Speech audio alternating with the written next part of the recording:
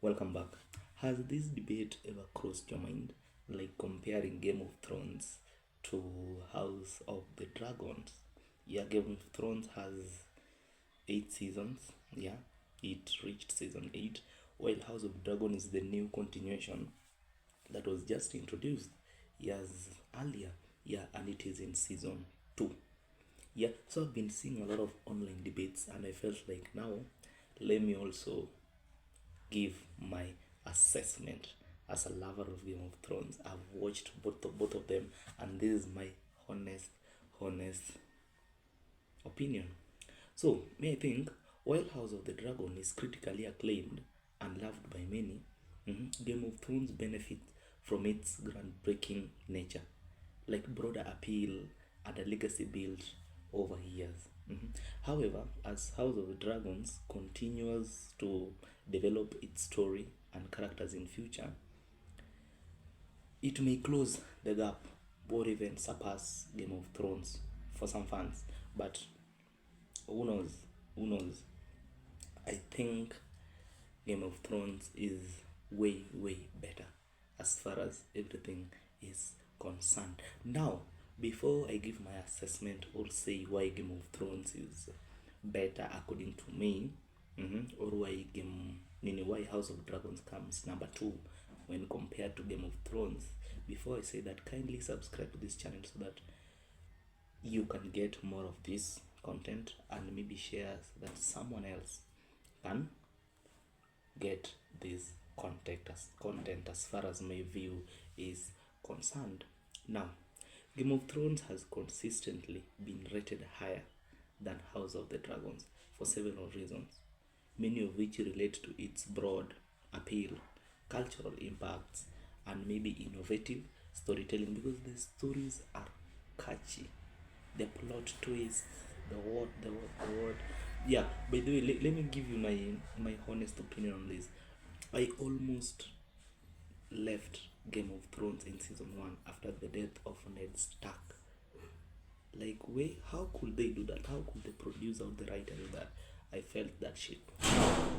Now, the first point I feel like should be like a broader story scope. Like, Game of Thrones covers multiple regions, families, conflicts, like across Westeros and beyond. But as compared to House of Dragons is like just the story of the Targaryens. That is what I think. The second one, I should talk of cultural phenomenon.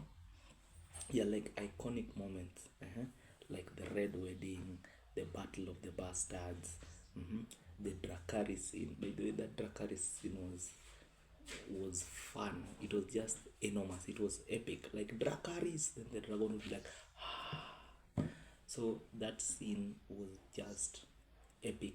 That scene was just epic. I love character investment. These people really invested in their characters.